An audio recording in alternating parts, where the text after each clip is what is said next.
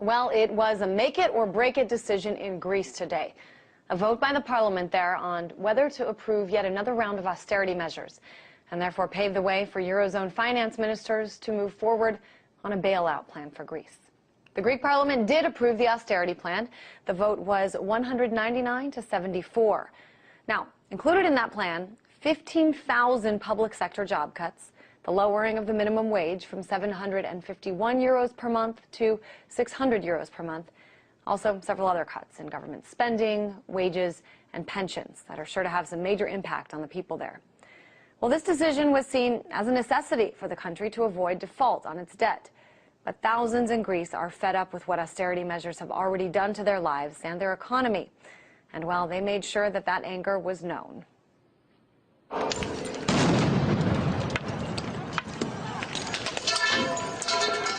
Police estimate tens of thousands of protesters turned up in the streets to protest.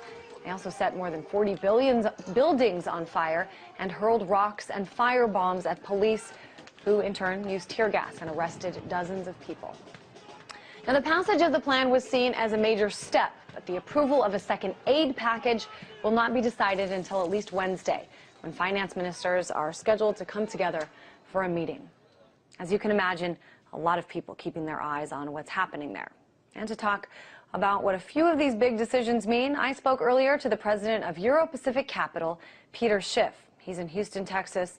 Now, he told me why Greece has the right intentions in mind with this new plan. Take a look.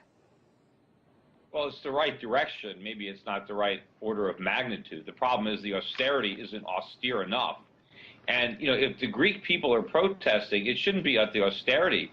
It should be the profligacy of the Greek government that made the austerity necessary. And as I said earlier, it's going to get more austere before it's over. But yes, they are moving in the right direction, albeit much more slowly than they should be. So you think further and larger cuts should have been made than were decided upon? Oh, absolutely. And I think they're going to be made. I also don't think the Greeks can repay the restructured debt. I still think that there's too much debt on the Greek economy, and they're going to have a bigger haircut to make it possible. But, what should really be so alarming is the extent to which Greece is broke, because they were just as broke a couple of years ago, but no one cared, and they can keep borrowing money.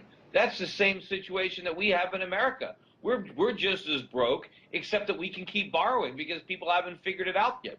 But once the bubble bursts, once no one wants to lend us any more money, then we're in the same circumstances. Yeah, that's what I'm wondering. I mean, assuming that this bailout is approved on Wednesday, what do you think? I mean, is it one of those situations where it's going to get worse before it gets better? It is. And as I said, I think there's more cuts coming, both as far as haircuts on the bondholders and more cutbacks in government spending. I mean, they shouldn't just be lowering the minimum wage, they should be abolishing it. But, a lot of countries have these minimum wage laws. It hurts their economies, but you still have too many people employed by government. You still have government meddling too much in the economy, and that has to stop. I think that what really should have happened is they should have defaulted completely, stayed in the euro, and dramatically cut government spending. That didn't happen. But I do believe that what they're doing now is better than simply leaving the Eurozone and trying to perpetuate massive government with a printing press and a drachma. Because if the Greeks think it's bad now, wait till they see how much worse it would have been if they took that path. But, I mean, I'm wondering, for so many of these people that are in Greece, people who have been out of work already or will now lose their jobs, it sounds to me, 15,000 more jobs cut, less wages than even they were getting before. I mean, a lot of these people, this is going to really, really impact them. And, how are you going to stimulate any sort of economy? Is that just not even in the realm of focus right now, trying to stimulate their economy, because they're just keep cutting and cutting and cutting? Remember, a lot of these jobs were a drag on the economy. My point was they're better off without these jobs. The economy will be more productive if people stop working for government and work productively in the private sector. The economy was still going because the Greeks were able to borrow money and spend it. But that's what we're doing in America. They were perpetuating a phony economy. If you really want to create growth in Greece, people have to get fired from their government jobs so they can have more productive employment in the private sector. That's what needs to happen. All the austerity programs is Europe pushing Greece in the right direction? Well, that's what I mean. Even harder. A lot of people are looking at what happens in Greece as kind of, a model that once implemented will be used to deal with other struggling countries like Italy and Portugal. Do you think that's a good thing?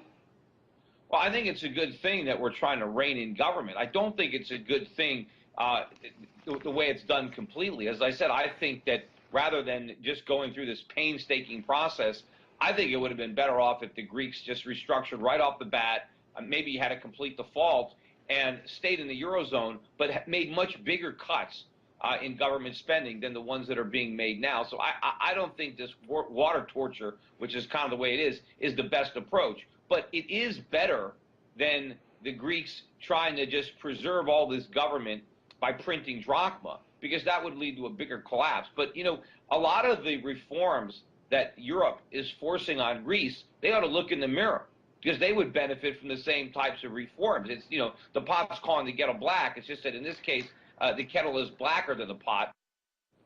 And that was Peter Schiff, president of Euro-Pacific Capital.